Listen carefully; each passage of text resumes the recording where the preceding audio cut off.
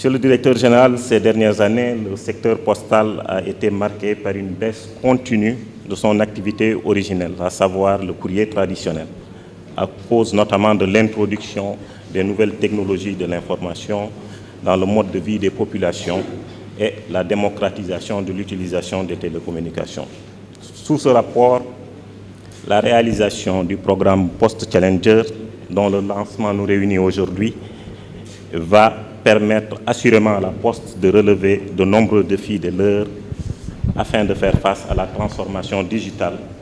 de notre société. Il s'agit notamment de l'innovation. Il l'a si bien dit un des compétiteurs, qui n'innove pas meurt. C'est assurément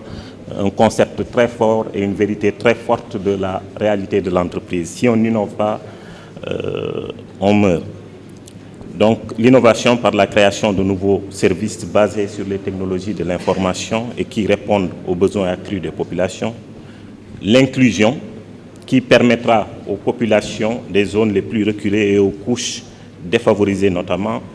d'accéder aux services financiers et aux services sociaux de base afin de contribuer à la lutte contre la pauvreté et contre les exclusions,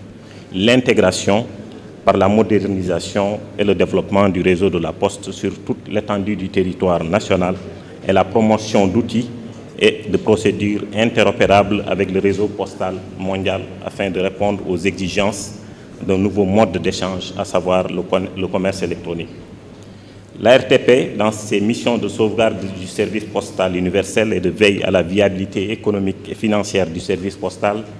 va accompagner la Poste à relever ces défis avec la réalisation du programme Post Challenge, comme nous le faisons dans le cadre des projets que je vais lister,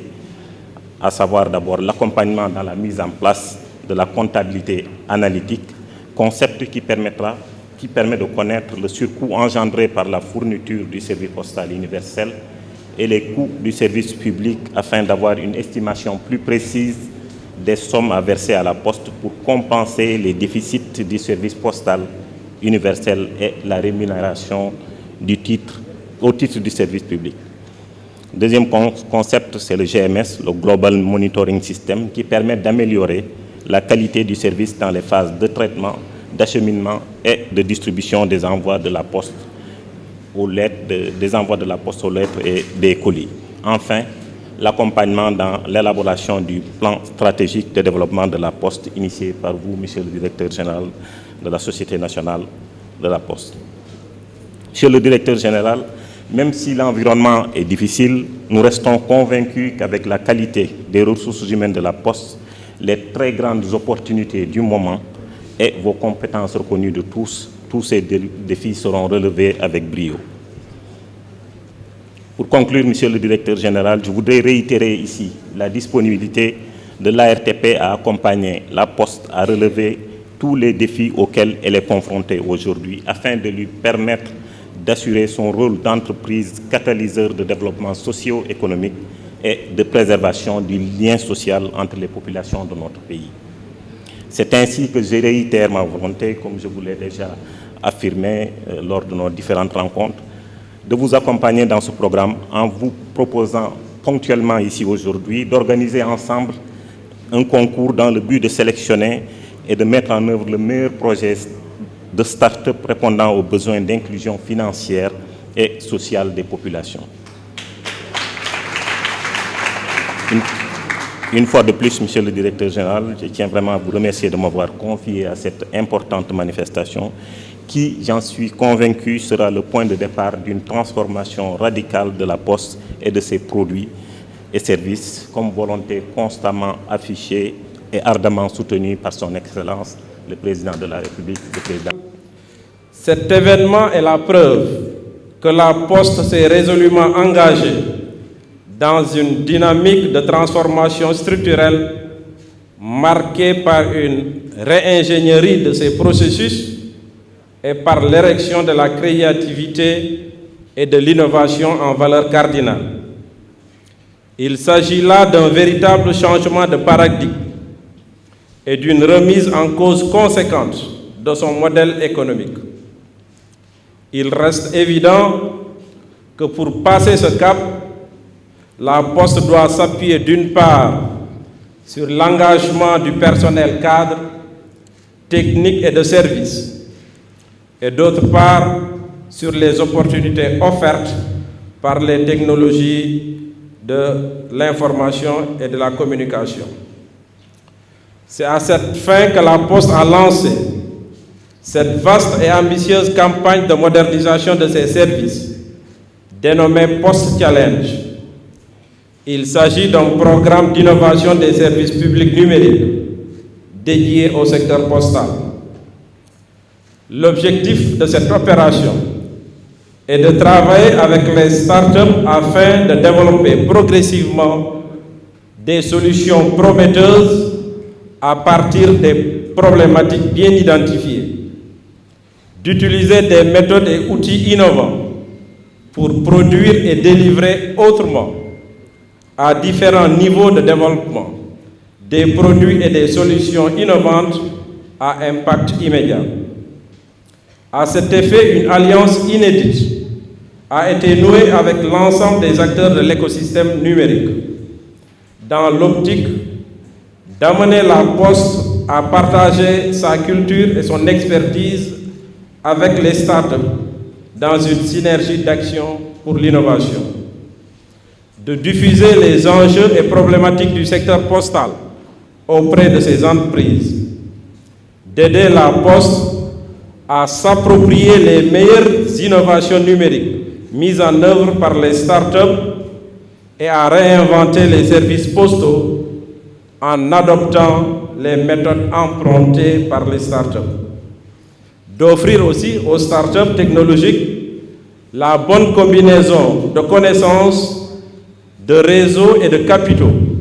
afin de les aider à devenir des acteurs de transformation du secteur postal. Mesdames, Messieurs, des challenges importants nous interpellent et devront être relevés avec le potentiel évident du numérique pour booster la créativité et l'innovation dans le secteur postal. À ce titre, Post Challenge doit être perçu comme une contribution à l'opérationnalisation des orientations stratégiques et institutionnelles du groupe La Poste. Les résultats attendus devraient permettre notamment de participer davantage au développement de l'inclusion financière, de jouer plus efficacement son rôle d'instrument et de lutte contre la pauvreté, de se doter de plus de moyens de compétitivité nécessaires pour affronter la concurrence, de maintenir et renforcer son dynamisme de modernisation de son outil de production grâce au développement des TIC, combiné avec ses atouts liés à son savoir-faire, mais surtout à la taille de son réseau, de poursuivre l'amélioration de la diversification de son offre et surtout l'innovation dans ses services pour répondre au mieux aux besoins des clients. À ce stade de mon propos, je voudrais rappeler que Post Challenge est articulé à la stratégie Sénégal numérique 2025, dont la vision est de développer le numérique pour tous, avec un secteur privé dynamique et innovant, dans un écosystème performant. Ceci dans une optique de transformation structurelle de l'économie, telle que définie dans le plan Sénégal émergent. Mesdames, Messieurs, vous me permettrez de remercier et féliciter le cabinet Iratic, notre partenaire dans ce programme, pour son professionnalisme et pour l'approche participative qui a été adoptée et qui a permis aujourd'hui d'aboutir à cette cérémonie qui laisse présager assurément des lendemains qui chantent. Je voudrais également saluer le travail du comité technique de digitalisation et féliciter par là le secrétaire général et louer l'engagement et le dynamisme de ses membres qui n'ont ménagé aucun effort pour la réussite de ce programme. J'associe à ces remerciements tous les acteurs qui ont contribué à la réussite de cette journée. Je ne saurais terminer sans féliciter les startups vainqueurs et encourager tous les candidats qui ont participé à cette première édition du programme Post Challenge, qui désormais est inscrit dans l'agenda du secteur postal et sera par conséquent doté de toutes les ressources nécessaires. Monsieur le directeur général de l'ARTP, je voudrais vous féliciter pour cet accompagnement. Pour cette édition de Post Challenge, sachez que chacune des startups retenues bénéficiera d'un paquet d'accompagnement global d'une valeur de 4 millions de francs CFA, sans l'ajout peut-être de la RTP qui a promis d'en rajouter. C'est bien ça ma compréhension? D'accord. Donc d'un accompagnement global d'une valeur de 4 millions de francs CFA, dont une partie sous forme de subvention financière et une partie en accompagnement technique et managérial sous forme d'incubation, de formation, de coaching et de mentorat.